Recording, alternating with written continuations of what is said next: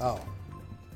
Good evening and thank you for joining us. I'm Mark Hanrahan. I'm Tom Sherry. Whitney is off tonight. Let's get straight to it, Tom. The inland Northwest bracing for some pretty significant winter weather this weekend. Yeah, we have winter storm warnings now that are in effect. Remember, yesterday at this time, they were just winter storm watches. Now they're warnings. Everywhere you see shaded in pink right here, northeastern Washington and the Spokane area, all of the panhandle of Idaho, as well as into the Cascades in western Washington under a winter storm warning. Ours is in effect until 10 o'clock tomorrow night. The one across northern Idaho will actually remain in effect through Saturday at 6 p.m. And look at the Cascades. The winter storm warning there is in effect until Monday. It's all weekend long until Monday at 10 in the morning. Again, so lots of winter weather headed our way. We take a look at the forecast for snowfall. There are two storms, one that is Friday evening and into early Saturday morning. That will bring us 4 to 6 inches of snow. The Panhandle will get more snow, anywhere between 8 and 12 inches of snow. Out towards Ritzville, 2 to 3 inches of snow, less than an inch expected in Moses Lake. I think you're going to see more of a rain event out there.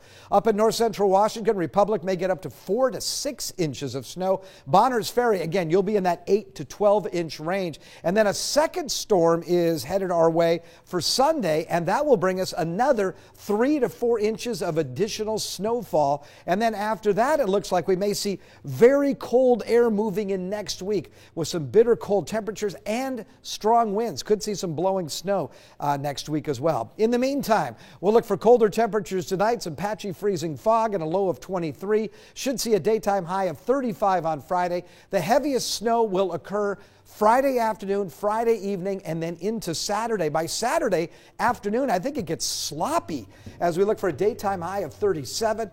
Chance of more snow showers on Sunday, and then, as I mentioned before, very, very cold next week. All right, here we go. Thank you, Tom. Well, Spokane City leaders say they are prepared for tomorrow's snow. Crews are finishing up maintenance on plows to make sure they're in good shape for snow removal. KREM 2's Shayna Waldtower brings us more on how they're gearing up the trucks to help keep the roads safe. Yeah, we've got about 40 trucks or so out here that are on the line and getting ready to go for tomorrow. The crews say they're up and ready. They'll be prepared for the big event on Friday. The city is ready for this snowstorm. The city's plan includes 24 hours of continuous work to remove snow from all 2,200 miles of the city streets. Plowing the whole city takes the 60-person crew 3 days to complete. But Mayor Nadine Woodward says this weather system could complicate that. What comes in tonight into tomorrow and Saturday, another system will come in on Sunday, and so that may extend that 3-day usual full city plow. It's the first big snow since the start of her term, but she and other city leaders say they're prepared to handle the packed-in white roads as quickly as possible. Our equipment is in good position. And crews are going over their final repairs in their maintenance garage. They're doing everything from suiting up the tires with chains to doing oil changes and replacing bolts. Rod Mann, the city's plow manager, is walking the line of trucks for final inspection. You have the segment links that break, and sometimes they're missing pins or springs, and they'll exchange those out and make sure everything's new with new bits. He says all 40 plow trucks and 16 snow gates are just about ready to get to work. They're making sure all the equipment's ready to go. Yeah, we're ready, definitely. In Spokane, Shayna Waldtower, KREM 2 News. And the Washington State Department of Transportation, they say they're going to be out plowing this weekend, and they ask the drivers give them some space. The plows will be traveling at 35 miles per hour or less. In some cases, they will go slower so as not to throw the snow. So please be mindful of that. Give them space and use caution around the crews as they do their best to keep the roads clear for you. Our other big story today, searchers found the third body of another person killed in Tuesday's avalanche on Silver Mountain, bringing the death toll to 3. The resort says no one else is reported missing and additional searches have been called off. Today, Clear Skies allowed a specialized helicopter from Montana to help out in the search. KREM 2's Taylor Vido has been following this story from day one. He joins us live with the latest. Taylor. Well, yeah, guys, there was specialized equipment on that helicopter that helped rescuers locate that final victim. More on that in a moment. But for now, all of this just wraps up what's really been a tragic week here in the Silver Valley. 2 of the victims were formally identified today. They are 58-year-old Carl Humphreys of Liberty Lake and 46-year-old Scott Parsons of Spokane Valley. The sheriff says he believes those 2 men were riding together at the time of the avalanche. The 3rd victim was not with them. We are hearing from some of their family members. More on that in just a little bit, though.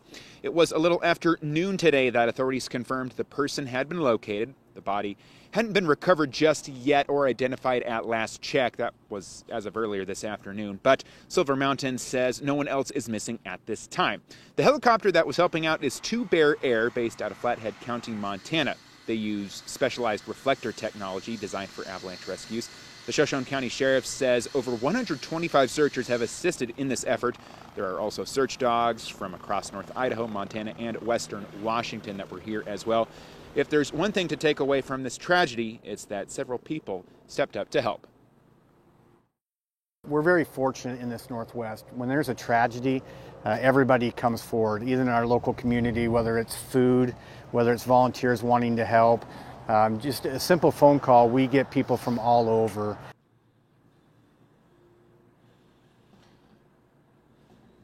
And the sheriff says a break in the weather today was crucial in allowing the search helicopter to come out.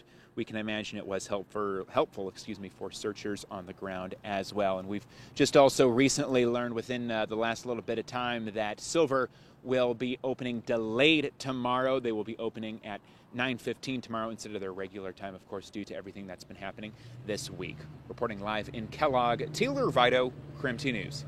Vito, thank you very much. Meantime, family and friends are remembering a beloved member of the skiing community. 58-year-old Carl Humphreys was one of the people killed in the avalanche. Humphreys' family spoke to KREM 2's Tim Pham. Tim joins us in the studio now with more on the legacy that he leaves behind. Tim. Well, this wasn't the first time on the border.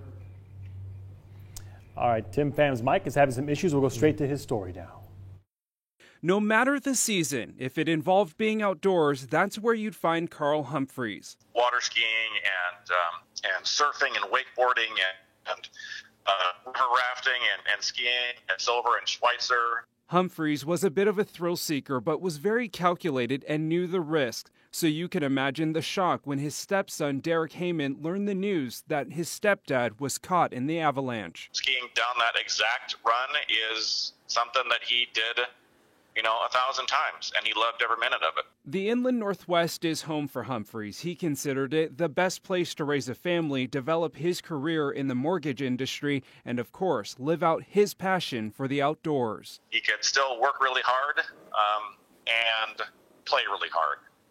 And he figured out how to find that work-life balance that many of us, are looking for. It's his character and love for others that will be missed the most. When his wife developed dementia 8 years ago, he stood by her side. His dedication to my mother is something that I'll always cherish.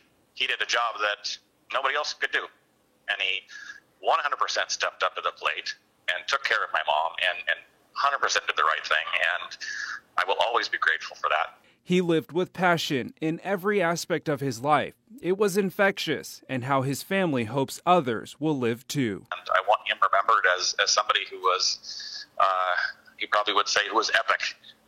He was doing fun stuff that nobody had ever thought of. Well, the second person that died in the avalanche was 48-year-old Scott Parsons, who was a longtime friend of Humphreys.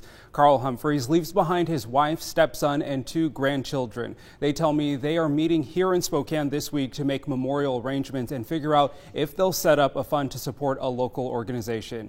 In the studio, I'm Tim Pham, KREM 2 News. All right, Tim, thank you very much. Just such an unfortunate event. I mean, these 3 people left for a day of skiing, and then this avalanche happens. My goodness. Yeah, I actually knew him, and he was a real good man. My goodness. All right.